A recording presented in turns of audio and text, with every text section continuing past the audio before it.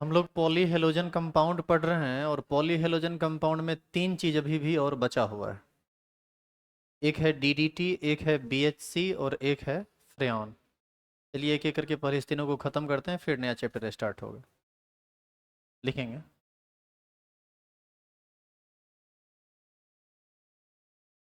एक कंपाउंड आपको पढ़ना होता है डीडीटी, और ये एक ऐसा सब्सटेंस है जिसका नाम आप पहले भी सुने होंगे।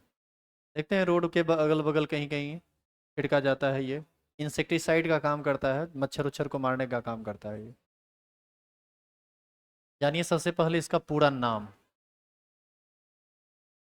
ये है डाइक्लोरो डाइफिनाइल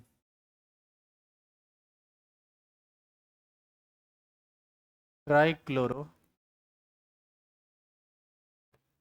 इथेन। अब यहाँ से डीडीटी कैसे निकला है आप इसको देखिए।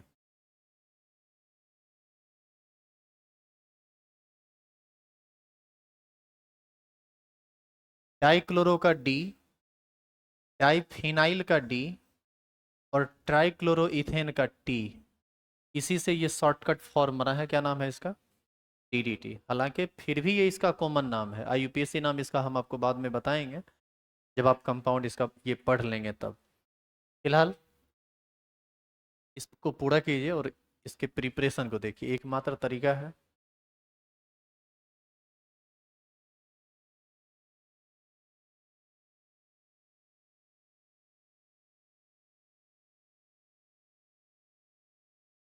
शुरू करें लिखाना। लिखेंगे when chlorobenzene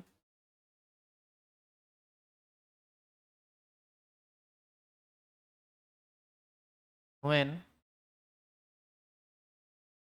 chlorobenzene reacts with chloral. नाम तो सुने हैं आप।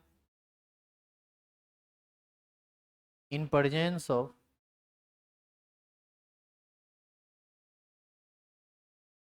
H2SO4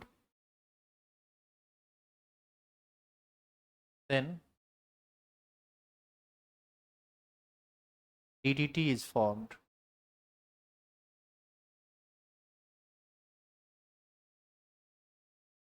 जब क्लोरोबेंजीन का रिएक्शन क्लोरल के साथ होता है H2SO4 के प्रेजेंस में, तब जिस कंपाउंड का फॉर्मेशन होता है उसी को हम DDT कहते हैं। अब इसका फ्रेश रिएक्शन थोड़ा देख लीजिए। सबसे पहले क्लोरोबेंजीन को थोड़ा आप याद कीजिए। टी के साथ याद करो 3 Cl। क्लोरोबेंजीन नहीं, क्लोरल को। टी के साथ 3 Cl था और फिर था C, double bond O H, यही था ना? तो हम चाहें तो H को इधर और डबल बॉन्ड को इधर भी तो लिख ही सकते हैं, या C डबल बॉन्ड को ऊपर H को इधर लिख सकते थे। यही था ना क्लोरल। इसी कंपाउंड को हम बोलते हैं क्लोरल। और ये आपको बताया गया था जब आप क्लोरोफॉर्म का प्रिपरेशन पढ़ रहे थे, उसके स्टेप नंबर 3 में ये बना था। यही रिएक्शन करता है किसके साथ? क्लोरोबेंजीन के साथ। अब क्लोरोबेंजीन को देखिए। सबसे पहले ये है बेंजीन। एक नहीं बल्कि दो बेंजीन हम लिए हैं, और यदि हम यहाँ पर Cl लगा दें और यहाँ भी Cl लगा दें, बताइए ये क्या है?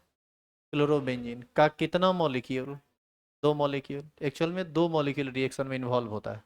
अच्छा ये बताओ, इस जगह पर तो खैर क्लोरीन लग गया, लेकिन बाकी कार्बन पर तो अभी क्लोरीन नहीं ना लगा हुआ है। तो हर जगह एक एक हाइड्रोजन होगा। तो इस पोजीशन पर भी हाइड्रोजन होगा, यहाँ भी और यहाँ भी। अभी भी ये क्या है?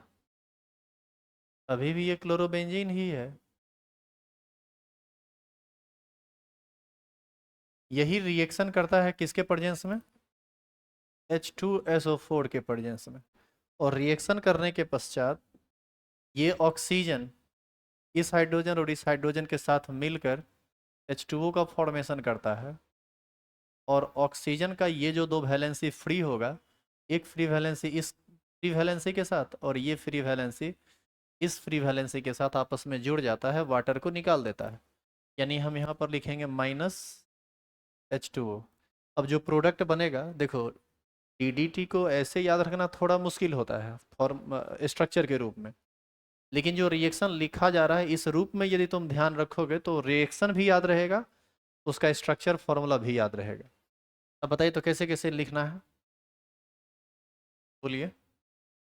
सी के साथ इधर कितना Cl, 3 Cl, Cl, इधर एक हाइड्रोजन है ऊपर, तो एक हाइड्रोजन, यहाँ दो वैलेंसी फ्री हुआ, एक के साथ क्लोरोबेंजीन जुड़ेगा।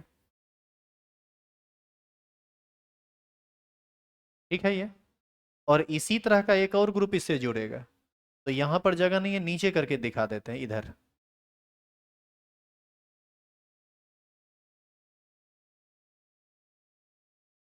बताइए यही चीज ना बनेगा, जो बना वही क्या है, डी डी टी। अब इसका IUPAC नाम जानिए। IUPAC नाम इसका कैसे लिखेंगे वो समझो। यहाँ पर दो कार्बन का पेरेंट चेन होगा, नमनी इधर से करेंगे 1 2, ये सब्सटीट्यूटेड सब्सटीट्यूएंट में आएगा 1 2 3 4, चौथा पर क्लोरो है, ये भी सब्सटीट्यूटेड सब्सटीट्यूएंट में आएगा 1 2 3 4।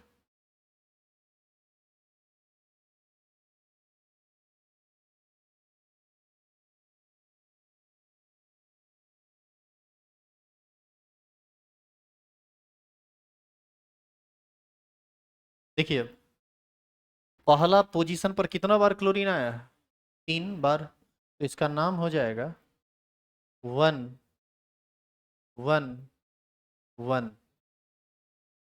Try chloro.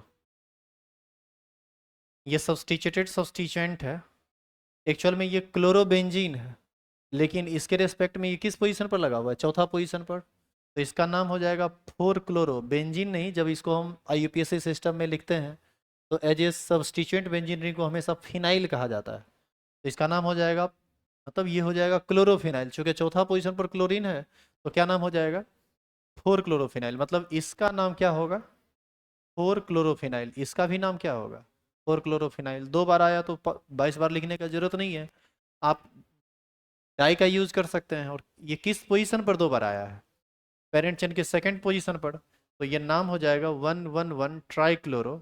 और फिर लिखेंगे 2 2 डाई, और डाई लिखने के बाद स्मॉल ब्रैकेट देंगे, चूंकि सब्सटीट्यूटेड सब्सटीट्यूट को स्मॉल ब्रैकेट में लिखते थे।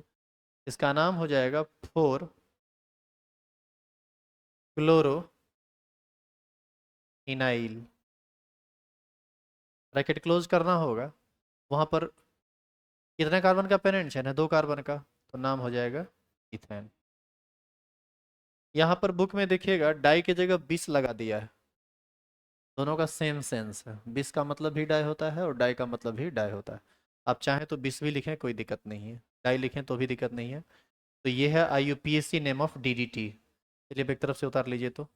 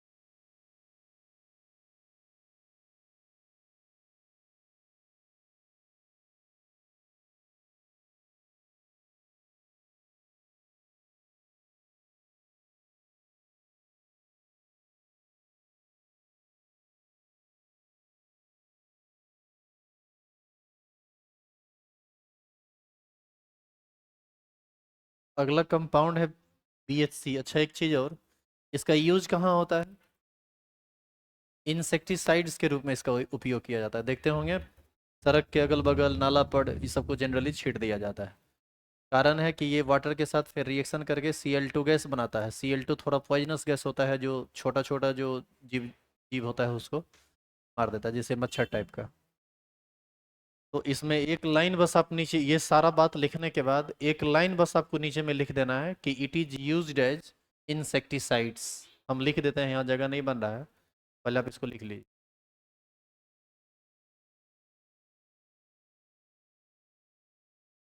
ये पूरा बात लिखा हुआ हो जाए हर चीज, तो नीचे में एरो दे के लिख लेंगे।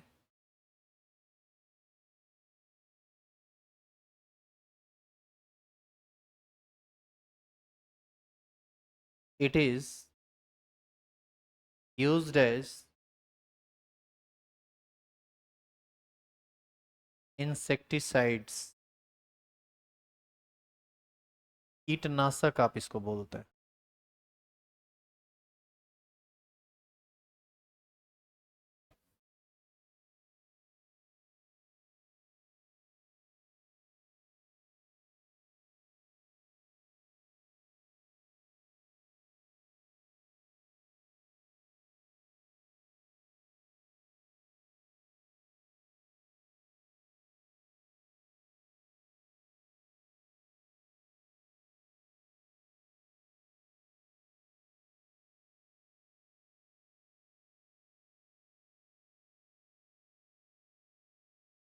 अगला हेडिंग डालिए, BHC।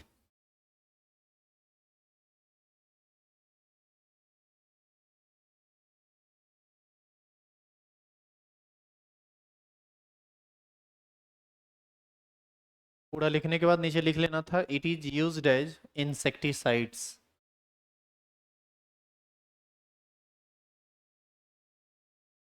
हेडिंग डालेंगे BHC।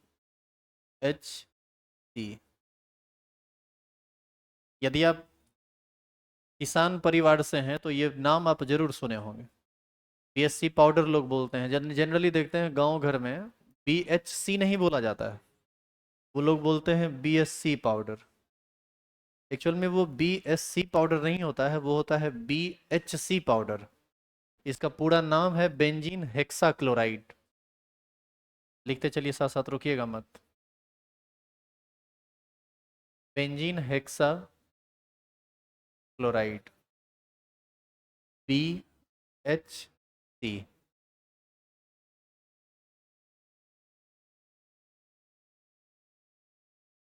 Other name of BHC,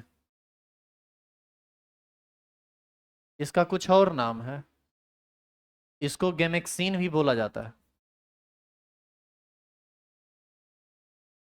इसका एक और नाम है, जानो, इसको 666 के नाम से जाना जाता है। आप यदि 666 बोल देते हैं ना ऑर्गेनिक कंपाउंड में, तो वो किसको इंडिकेट करता है? BHC को। तो इन सब बातों को भी याद रखना है। पहले तो इसका प्रिपरेशन देखते हैं। एरो दीजिए, लिखिए।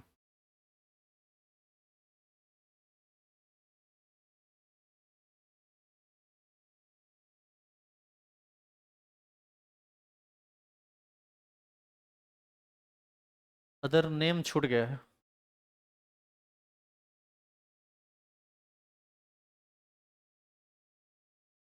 Other name of BHC,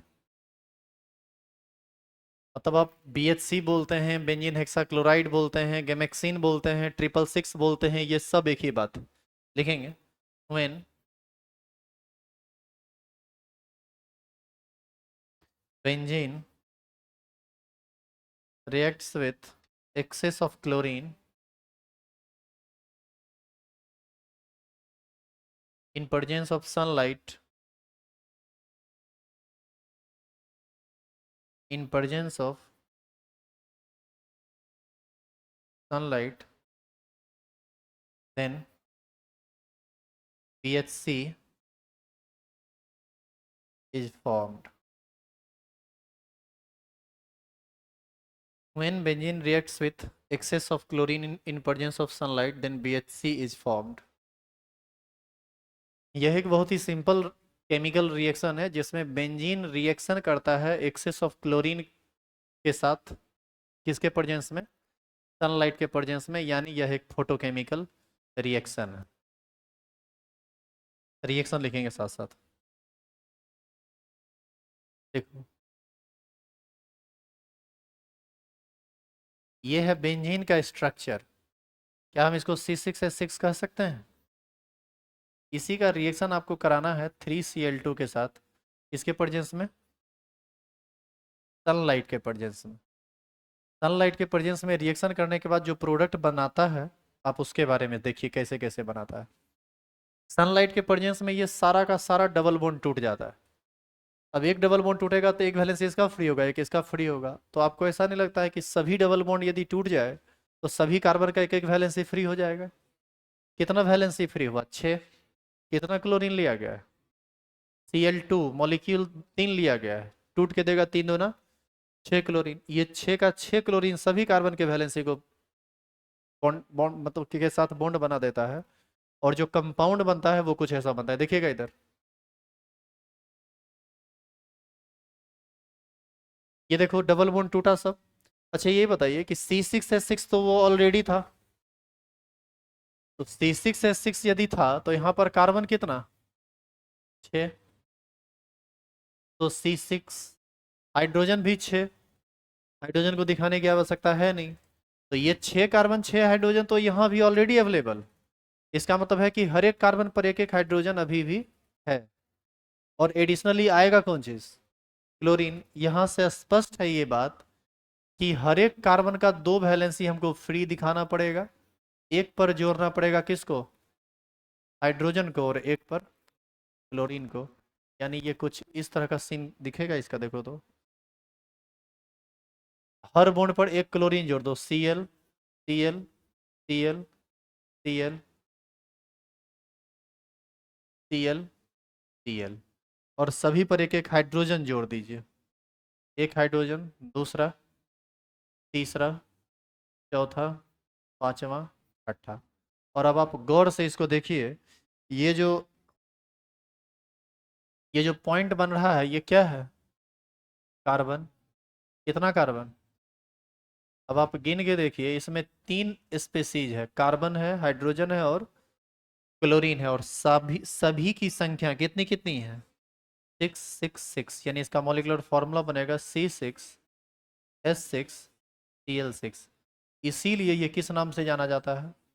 666। एक और नाम है इसका, गैमेक्सिन। ये तो कॉमन नाम है। या इसी को आप क्या बोलते हैं? PHC। तो और कर करके ये सब नाम भी आप याद रखिएगा इसका। ध्यान देंगे फिर से। इसका यूज भी इंसेक्टिसाइड्स के रूप में होता है। मतलब कीटनाशक के रूप में ही इसका भी यूज होता है। लेकिन दोनों अलग अलग जगह। DDT का यूज रफ जगह पर होता है कीटनाशक के रूप में। और ये जो BHC है ये एग्रीकल्चरल यूज में आता है कीटनाशक के रूप में। जैसे जनरली सब्जी के पत्ता को जब कीड़ा चाटने लगता है, खाने लगता है, तो पत्ता पर ये डाला जाता है तो फिर वो रुक जाता है। उतारेंगे इसको।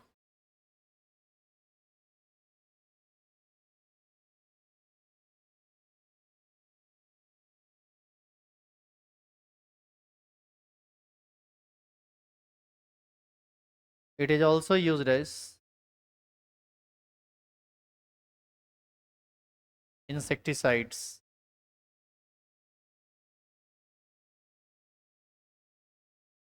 इस तरह से ये भी समाप्त हुआ।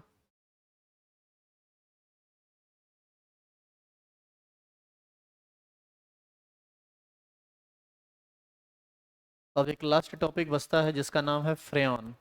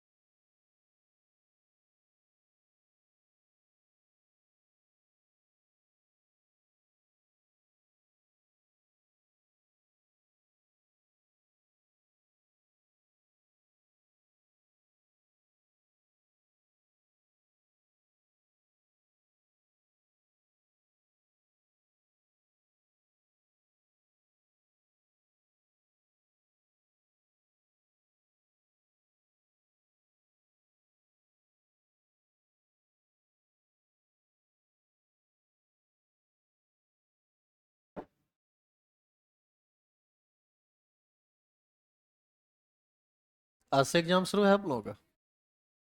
एग्जाम को लेके ज़्यादा पैनिक नहीं होना है। जाइए आराम से मौज मस्ती करते हुए आ जाइए।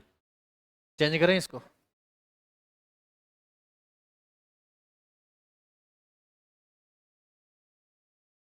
और एग्जाम दीजिए।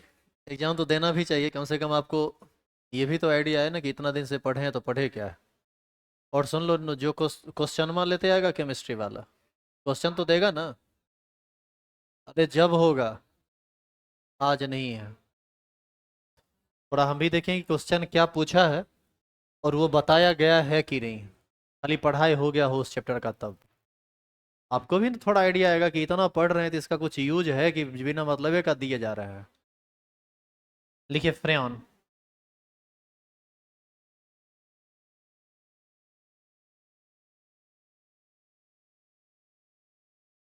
फिर ये शांत हो जाएगी। और लिखिए साथ साथ। डाइक्लोरो डाइफ्लोरो मीथेन और dichloro difluoro ethane is known as freon. Dichloro difluoro methane यानी एक कार्बन में आप दो क्लोरीन दो फ्लोरीन लगा दो तो, या दो कार्बन में दो क्लोरीन दो फ्लोरीन लगा दो तो वो सब किसके अंतर्गत आता है? फ्रेयन के अंतर्गत। It is prepared by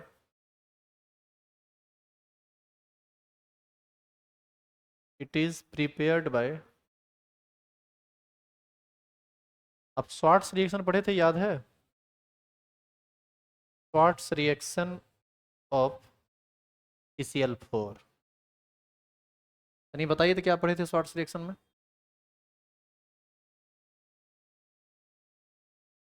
Swarts reaction एक हेलोजन एक्सचेंज रिएक्शन था। फिंकेल्स्टाइन रिएक्शन और स्वार्ट्स रिएक्शन एक ही साथ पढ़े थे, जिसमें आप याद कीजिए फिंकेल्स्टाइन रिएक्शन में आयोडाइड बनता था और स्वार्ट्स रिएक्शन में फ्लोराइड बनता था। याद है? हेलोजन को एक्सचेंज कर देता था फ्लोरीन, जब उसका रिएक्शन AgF के साथ या Hg2F2 के साथ होता था। याद है ये? SbF3 के साथ होता था, COF2 के साथ होता था, चार में से कोई भी चीज लेंगे। तो यहाँ पर यदि आप इस रिएक्शन को कराना चाहते हैं, वैसे बुक में तो ये रिएक्शन दिया हुआ नहीं है, लेकिन यदि आप लिखना चाहते हैं तो जरूर लिख लीजिए CCl4 प्लस 2AgF। ये रिएक्शन करेगा तो यहाँ से दो Cl को निकाल देगा और दो फ्लोरीन को इसके स्थान पर जोड़ देगा। यही ना है halogen exchange method of shorts reaction. उसमें खाली मोनो हेलोजिनेशन होता था, इसमें डाई हेलोजिनेशन हो रहा है। तो ये बना देगा C। देखो चार क्लोरीन में दो क्लोरीन रह जाएगा और उसके जगह पर दो क्लोरीन आ जाएगा, तो CCl2F2 और प्लस क्या बना देगा? AgCl। कितना मॉलिक्यूल? दो मॉलिक्यूल। यही इसी को हम लोग बोलेंगे डाइक्लोरो डाइफ्लोरोमीथेन। इसी को क्या बोला जाता है? फ्रेयन। यदि आप इसको स्ट्रक्चर के रूप में बनाना चाहें तो आप ऐसा बना सकते हैं, एक कार्बन, दो जगह जोड़ दीजिए क्लोरीन और दो जगह जोड़ दीजिए क्लोरीन। यही है फ्रेयन।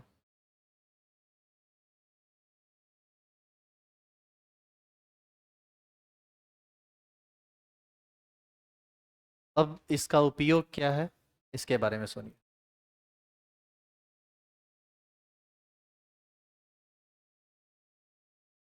जितना भी रॉकेट होता है ना, सब में ये फ्यूल का काम करता है। रॉकेट प्रोपेलेंट के रूप में इसका यूज किया जाता है। Rocket pro it is used as rocket propellant. और सुनिए, रेफ्रिजरेशन में इसका यूज किया जाता है। रेफ्रिजरेटर वगैरह जो फ्रिज वगैरह होता है, ठंडा करने वाला जितना चीज़ है सब में इसका यूज किया जाता है। इसीलिए इसका यूज एयर कंडीशन में भी होता है, जिसको आप एसी कहते हैं। तो आप नीचे एरो देखिए, लिखेंगे इट इज यूज्ड एज। क्या आप इसको यहाँ तक लिख चुके हैं?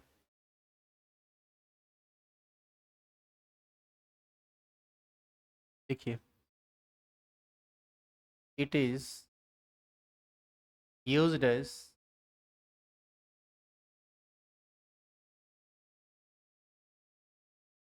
Aerosol propellant,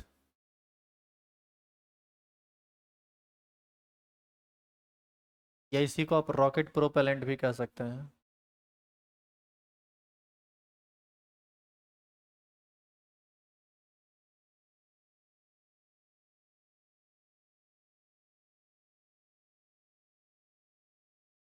It is used as aerosol propellant, rocket propellant, refrigeration,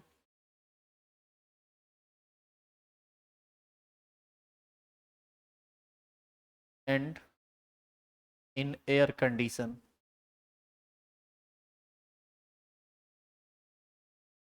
AC।